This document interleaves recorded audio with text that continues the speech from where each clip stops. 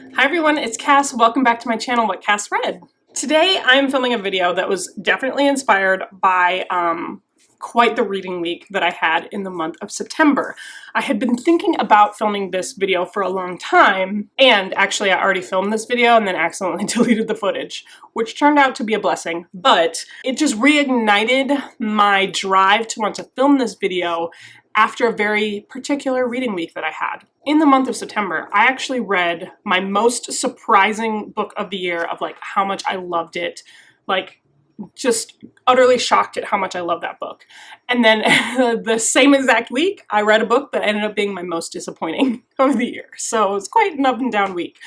But that made me think about some other of the surprising books for me, books that I absolutely thought I was going to hate, but wound up completely head over heels falling in love with. Now, of course, the book that I am referring to that started and prompted this video is Red Rising, written by Pierce Brown.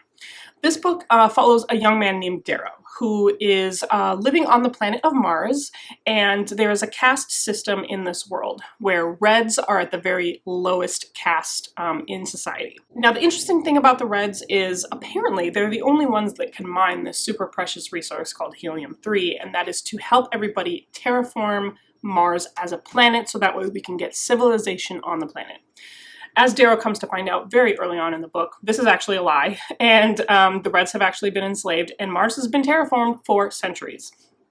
So we begin this whole uprising plot. Now, the reason why this book ended up shocking me was because that synopsis just like doesn't sell it for me. At the time that it came out, everybody was kind of comparing this one to The Hunger Games. And as a matter of fact, on the cover, there's a blurb that mentions Katniss Everdeen. So there's still those comparisons of The Hunger Games kind of floating around. And so I feel like the comparison to Hunger Games kind of sold this a little bit short. Like, yeah, there's an uprising. Yeah, there's like different pockets of society that are treated differently than others. But as far as where we wind up in the book, it is completely different, and that is what ended up shocking me the most. I gave this an easy 5 out of 5 star read for me. I ended up listening to this on audiobook, which is something that I am definitely going to recommend to anyone who wants to pick this book up. It's on Scribd right now, and that's how I ended up listening to it. I also have an interesting history with this book on my shelf,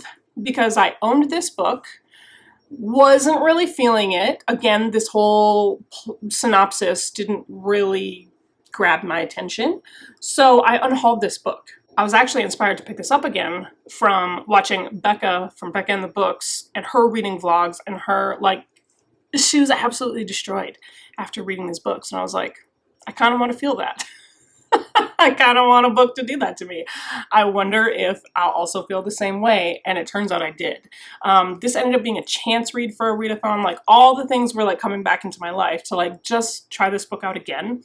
So I decided I'll listen to it on Scribd. No harm, no foul. And as I was reading this book, that's when I placed the order and ended up buying the whole series. I was like, okay, well, I need everything now. So completely shocked at how much I love this book. This was a book I definitely thought I was going to hate and wound up completely loving. Now, like I said, I had actually already filmed this video, and then for the first time ever in my BookTube channel history, I accidentally deleted footage.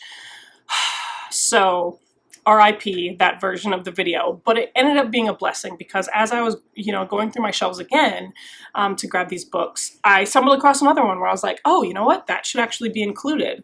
So the book that I'm talking about is The Long Way to a Small Angry Planet, written by Becky Chambers. The reason why I didn't think I was going to like this one is, do you ever get kind of in your head where like everybody falls in love with something and you're like, there's no way it can be that good? That's how I felt about the Wayfarer series. This is actually a really hard book to describe, but we follow along with this crew on the ship called the Wayfarer, and they're offered this really great job of tunneling through a wormhole. And, it sounded like a typical space opera, and the plot that you would find from a typical space opera, but this is more like slice of life in space. And it turns out that's actually a thing that I really enjoy, because I ended up smashing through the first 3 books of this series. There's a new one out now that I have yet to get to, and I really want to. I just realized that Becky Chambers' writing style was definitely something that fit in with me. I am discovering more and more, like, I like action books, I do. Case in point, I just finished Wrath by John Gwynne. Like 70% of that book is action. But when I get a chance to slow down and like really get to know characters, that's happening to me right now in a current book that I'm reading as well. I don't want to spoil you and tell you which one it is, but this slice of life in space really ended up working for me, and I smashed through the first 3 books of this series. So for no other reason did I think I was not going to enjoy this, other than the fact where I was like, there's no way it's that good. Everybody's giving it a 5 out of 5 stars. Yeah, well, turns out I am also one of them. So this is The Long Way to a Small Angry Planet, written by Becky Chambers. Now I want to get 2 very obvious picks out of the way, that these ended up being books that I ended up loving. But I initially went into these books thinking I was gonna hate them. Surprise! This is Ship of Magic, written by Robin Hobb, and this is Red Seas Under Red Skies, written by Scott Lynch. This is book number 2 of the Gentleman Bastard sequence, and this is book number 4 of the Realm of the Elderlings, number 1 of the Live Ship Traders trilogy. So the reason why I thought I was gonna hate these books is for the same exact reason, and that is because they are pirate books. I got it into my head for a long time that I was anti-pirate book. And it just turns out that I had been reading the wrong pirate books. I had begun to notice a pattern in a lot of the fantasy series that I had been reading, is that like people often used the second book of a fantasy series to give our characters a change of scenery, and that change of scenery always ended up being on some type of ship. And I was over it. I also didn't get the hype. I didn't like ship, you know, backdrops. I didn't care. I honestly did not care. And I was never someone who cared about these like maritime settings for characters. So what ended up happening was the first one of these 2 that I had read was Ship of Magic, written by Robin Hobb. And this is honestly, it's so hard for me to like narrow down top picks of the Realm of the Elderlings, but this is up there. This is like very high contention for number 1 of the Realm of the Elderlings. And when I mean I had just been reading the wrong pirate books, this has proven to me that pirates can work, and pirates can be really good and complex and not just like really lame throwaway characters. Of course, I'm talking about Captain Kennett. When I had been talking about the fact that I hated ships, well, I guess I just wasn't reading about the right ships. And these ships are alive and sentient, and the mystery behind why they are sentient is a big thing with this trilogy. Not only that, Robin Hobb just takes me to places that no other author can do. If you've read or if you've watched my most recent top favorite 10 fantasy series, Realm of the Elderlings is number 1. And I should have just trusted. I should have just trusted the process and trusted Robin Hobb to give me a really, really delicious pirate masterpiece. And I remember, and this is something that I feel like so many people go through when they start on the Realm of the Elderlings, is they start with the Farseer trilogy. They end up falling in love with Fitz and the Fool. And then they find out that they don't get to read about Fitz and the Fool for another 3 books. Like, you have to make your way through the Live Ship Traders before you can start again on Fitz and the Fool. And that's what happened to me. I was like, are you kidding me? I have to wait so many books before I can read about Fitz again, and it's about pirates, and I hate pirates. Robin Hobb proved me wrong. This is definitely a book, A, not to be missed, but also it proves to me that the pirate trope can be done super successfully and super well, and it was awesome. It was awesome. So then I had put off reading Red Seas Under Red Skies for a very long time after I had finished The Lives of Locke Lamora. And I ended up loving this book as well, because I had just gotten done reading Robin Hobb, and I was like, I'm ready for some pirates. These pirates are different. They have a pirate council. A pirate council! And the captain of the ship that we're mostly on with Locke and Jean in this second book, Locke and Jean have to flee Camor after the events of The Lives of Locke Lamora, again, book number 2. And the captain of this ship is a female captain, and the way that she runs her ship is no nonsense, and I really enjoy her.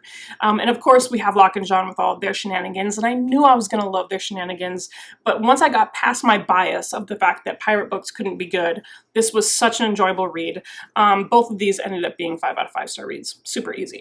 So the next book that I want to talk about, I actually almost unhauled this book, but when I filmed that video and ended up posting it, so many people commented on that video saying, you need to read that book, like bring it back, save it from this unhaul pile. So because of you, I ended up saving this book. And I'm talking about Nevernight, written by J. Kristoff, book number 1 of the Nevernight trilogy. You were right. You were absolutely right. This was a 5 out of 5 star read. I would say this book for me was the strongest in the trilogy. As the trilogy went on, I found I enjoyed it less, but I'm really glad that I listened to you all and followed your instructions and went into this book. At the time, I was reading the Red Sister trilogy, the Book of the Ancestor trilogy, written by Mark Lawrence. And it was a book about a young female becoming an assassin. And I had been reading a lot of assassin books lately, and when I heard that this was an assassin story, I was like, I don't care. I feel like I've gotten to know all the assassins I need to know about. Well, that was a lie. So in this book, we follow a young woman named Mia Corvair who grew up on the streets by herself after her family was brutally murdered. And, you know, as good assassin stories start, you know, there's this vengeance living inside of her. She's very angry at the world, but she hones her skills into becoming super deadly. That's just like a very small snippet of what Nevernight is about. She finds herself in this like academy setting, which I feel like was a really strong selling point for this book for me. But the fact that I had like brushed off this book for no other reason than I just was like, I don't think it sounds like it's for me. And the fact that because of like viewer recommendations like made me bring it back, it was just super surprising to me. And you were like, everyone who commented on that video was absolutely right. This was such a great book. It was super dark, but I really liked it. I really liked it. So I ended up, you know, finishing the whole trilogy off. All right, the very next book is a book that I had written off as just like, that's just like the YA hyped book of the year. I don't really care about it. And I don't remember if I had to read this book for BookTube SFF, if I was a BookTube SFF judge. I know that the very last book that I want to talk about is because of BookTube SFF, but I don't remember if this one was. I do think it was, though. I think this was a young adult book that I had to read. And so that was probably the only reason why it ended up being a book on my shelf. Otherwise, I never would have given this book a shot. It just sounded like it was just like typical YA fantasy that I had read 1,000 times and didn't really need to read. And the reviews on this were very, very mixed. They were all across the board. This is The Cruel Prince, written by Holly Black. I ended up being one of those people that, like, it didn't matter if it was good writing or not. I fell in love with those characters. I have been sucked into this fandom wholeheartedly, unabashedly. I have multiple editions of this trilogy. I have the special edition of the novella that came out. I became one of those people for this trilogy. So this follows a young woman named Jude Duarte with her twin sister, and she is a human growing up in the world of fairy. Her stepfather is a very prominent figure in this world, and he ended up rescuing her and her twin sister and had to take them back to his world so that they could grow up. Well, growing up as a human in the fairy world is actually a very treacherous thing. Because the fairies are tricksters, and there's a lot of things that are really dangerous for humans in this world. And I think that's what I really appreciated about Holly Black's version of fairies and fae. I had been coming off a lot of Sarah J. Maas, and her version of fae is, it's just kind of like elves, honestly. Where this got us back to like the very sinister nature of fairy tales and folklore, and it's really, really harsh for Jude growing up. She does grow up in the court, and the prince of this realm, one of the princes of the realm, is an a-hole. And we just kind of go off from there. And like I said, I became one of the people that was like, is it the best thing that you've ever read? Is it the most intelligently written thing you've ever read? No. but I still give all of these 5 out of 5 stars. So the final book that I want to talk about, this is Strange the Dreamer, written by Laini Taylor. Book number 1 of the Strange the Dreamer duology. And it was because I had to read Muse of Nightmares as being a judge for the BookTube SFF Awards a couple years ago that I had to finish reading Strange the Dreamer before I could get to that one. This was another one of those book series that everybody had been talking about, everybody had fallen in love with. I was like, that honestly can't be that good. But also, it didn't sound like anything that I would be interested in. If you watched my most favorite fantasy series, if you see a lot of the books that I typically end up gravitating toward, they are big epic fantasy books. There's a lot of very traditional fantasy, a lot of sword and sorcery, very, very traditional in my taste. That's just what I ended up growing up with. And so this did not sound like it would be something I would enjoy, because it is definitely not that. I also typically don't jive with very flowery writing, and that's what Laini Taylor did throughout this whole thing. So all of the things of this series, it just seemed like it wasn't going to be up my alley. And then I read the first book and I fell in love. I fell in love. This book is really hard to describe, but it kind of speaks to lovers of stories, lovers of tales and dreams, lovers of reading. We follow a young man named Laszlo Strange, who is an orphan, and he ends up growing up in a monastery and just falling in love with all the books and falling in love with all of the tales and adventures that he read about. And there's this lost mythical city called Weep that he becomes obsessed with. He ends up becoming a scholar of Weep. This opportunity comes by to trek to this mythical city, and he takes it up. This is an opportunity of a lifetime for him, and the story kind of goes from there. And it is something else. It is completely something else. There's romance in here that was super great. I mean, this was just so unique and so well written that there was nothing for me to do but fall in love with this and give this a 5 out of 5 stars. All right, there you have it. Books that I absolutely thought I was gonna hate but wound up falling head over heels in love with all of these. The next the next video in the series that I do plan on filming is going to be the reverse. Books that I thought I was absolutely gonna love but wound up hating. Let me know what you think of these books. Are there any books in your repertoire, on your shelves, that fit in this category for you too? You absolutely went into it thinking that you were not gonna like it, and gave it a chance and fell in love. What are those books for you? I definitely want to know. Let me know in the comment section below. Otherwise, you can find me on my social media if you want. So we're on Twitter, Instagram, at whatcassread, same as this channel, super easy for you to find. Goodreads, that link is always listed down below. And I'm on Patreon, so if you are interested in supporting my content in that way, the link to join my Patreon is listed down below as well.